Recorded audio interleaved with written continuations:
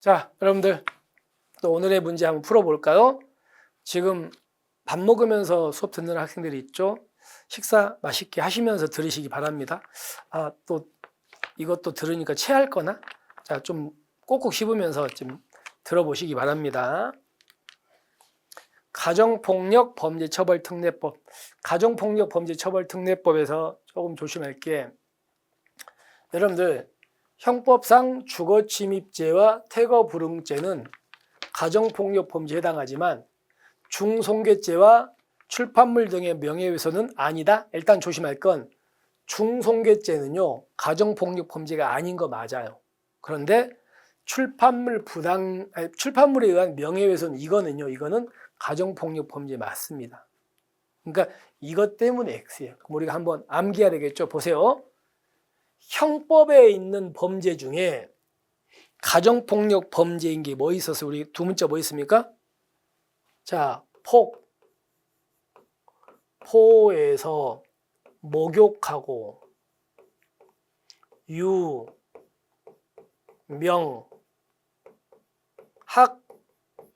학사에서 공손하게 수강협상이다.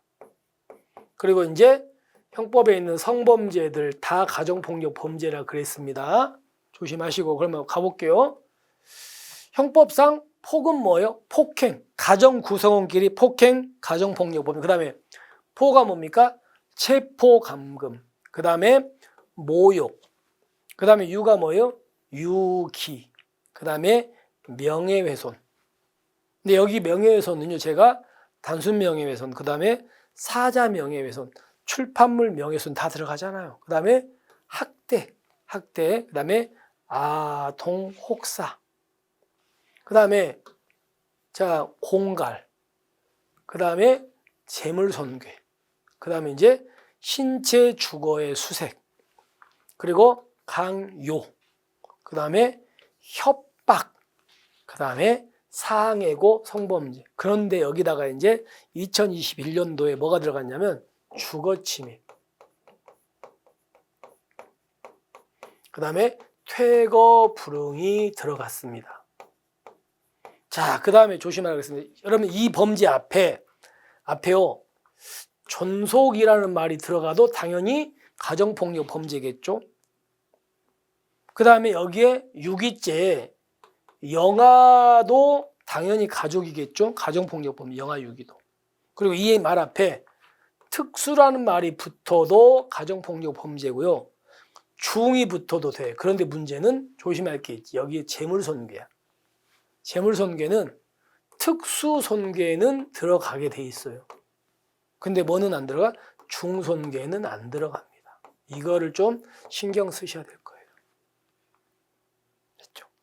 자, 그러면 그걸 가지고 보시고, 그리고 이런 범죄는 기수만입니까? 미수도 가정폭력 범죄입니까? 미수도, 그죠? 그러니까 여기서 이제 문제는 앞부분은 맞고 여기도 맞는데 이것 때문에 출판물 등 명예훼손도 가정폭력 범죄입니다. 아시겠죠? 그래서 암기 좀 해두셔야 돼요.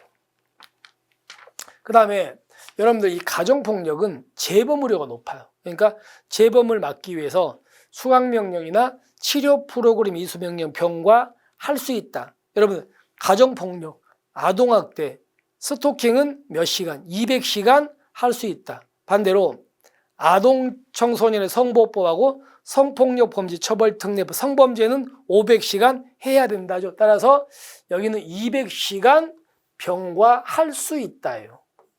해야 된다가요. 여러분들 성폭력 범죄 처벌특례법과 아청법은 500시간 해야 된다. 나머지 3개는 200시간 할 수 있다. 그리고 여기도 선고유예 제외라는 말도 꼭 기억하시고, 여기 맞아요.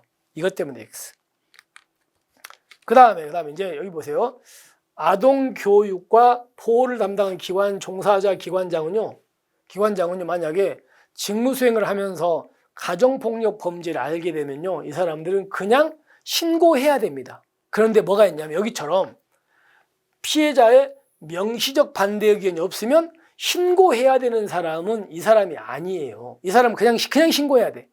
근데 이렇게 가정폭력 피해자의 명시적 의사의 반대 의견이 없이 신고해야 되는 사람은요, 이 사람은 누구냐면 첫 번째가 아동복지법에 따른 아동상담소. 여기서 근무하는 사람들, 그분들. 그 다음에 또 하나 가정폭력.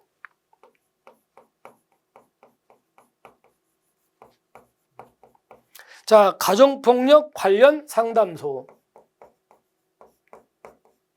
상담소라든가 보호시설 있죠. 가정폭력. 자, 그 다음에 성폭력.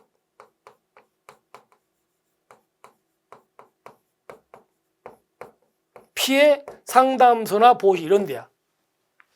이런 데서 이런 상담소나 보호시설에 근무하는 분들이 상담을 통해서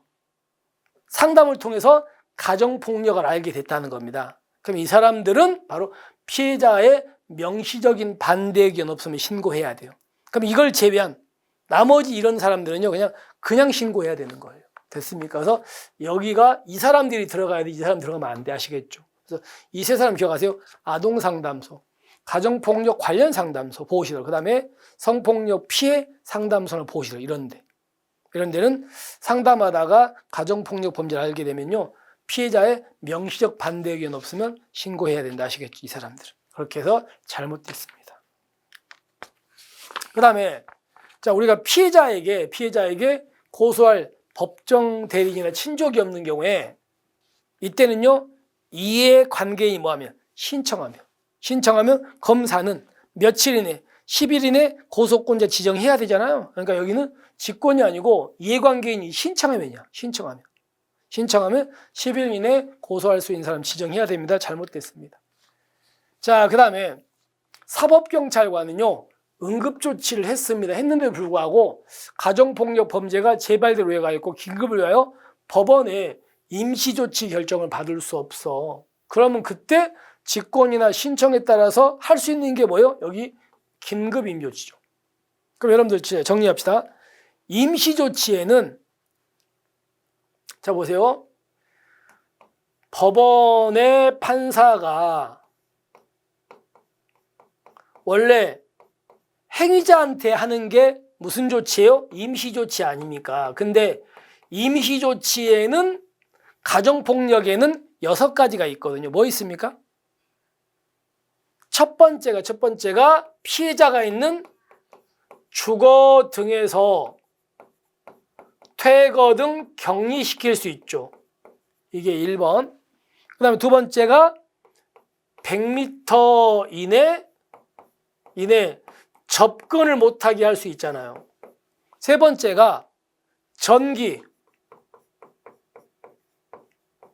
통신 이용, 접근 못하게 할 수 있죠.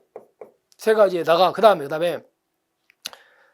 이 세 가지를 했는데 상대방이 안 따르면 그때 이제 유치장이라든가 구치소 같은 데다가 유치할 수 있잖아요. 그리고 또 뭐가 있냐면 만약에 가해자가 알코올 중독이더라 이거죠. 그럼 그때는 이제 의료기관이나 요양소에 위탁시켜가지고 알코올 중독 치료받게 할 필요가 있거든요. 그리고 또 하나가 뭐가 있냐면요, 상담시설에서 상담받게 할 수 있어요. 상담소에 위탁 같은 거 해가지고 상담받게 할 수 있어, 행위자를.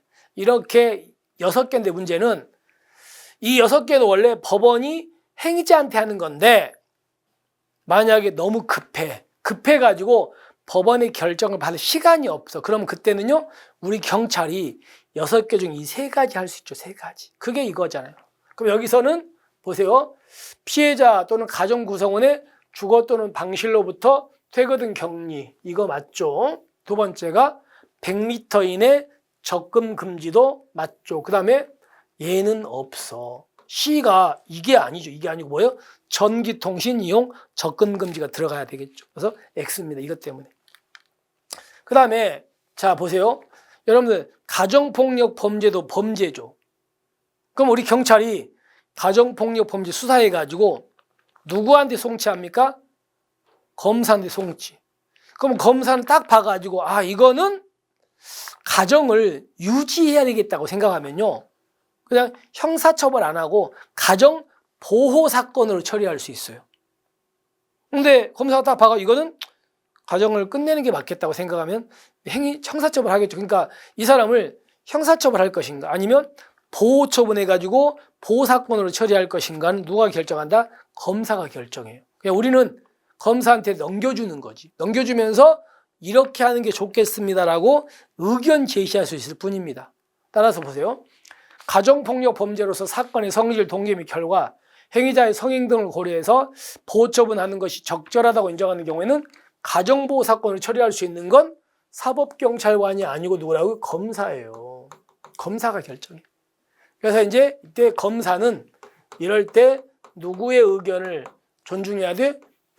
피해자 의사가 존중해야 되겠죠. 이렇게 가지고 사법경찰 자리에 검사가 들어가야 됩니다. 됐습니까? 자, 이렇게 해서 자, 우리가 정리를 한번 해봤습니다. 따라서 여기서 출판물 명예훼손은 가정폭력 범죄입니다. 그리고 200시간 병과 할 수 있답니다. 그리고 이렇게 가정폭력 범죄를 알게 됐을 때 명시적 반대 의견이 없으면 신고해야 할 사람들은 아동상담소, 가정폭력 관련 상담소나 보호시설, 그리고 성폭력 피해 상담소나 보호 이런 데 근무하는 사람입니다. 그래서 이건 아니다. 그 다음에 10일 이내 직권이 아니고 이해관계인이 뭐하면 신청하면, 그 다음에 얘는 긴급 응급조치 아니다. 얘 대신에 전기통신 이용 접근까지 들어가야 되고 사법경찰관이 아니고 검사가 들어가야 된다. 아시겠죠? 그래서 다 잘못됐습니다. 자, 이렇게 해가지고 우리가 이제 오늘 가정폭력과 관련된 문제를 한번 정리를 해보는 겁니다. 그래서 여러분께서 오늘 꼭 이 부분 틀렸다면 다시 한번 확인하시고요. 그리고 이제 뭐 시간이 되시면 가정폭력 범죄 처벌특례법을 한번 쭉 훑어보시는 것도 좋을 것 같아요. 됐죠? 자, 이렇게 해서 오늘의 문제 마무리 할게요. 자, 여러분들 오늘 또 힘내시고요. 네, 식사도 좀 꼬박꼬박 챙겨 드시고 우리가 또 건강해야 또 공부도 열심히 하니까 힘내고 우리는 내일 있죠. 내일 여러분에게 또 새로운 문제로 인사드리겠습니다. 오늘 하루 화이팅 하십시오. 수고하셨습니다.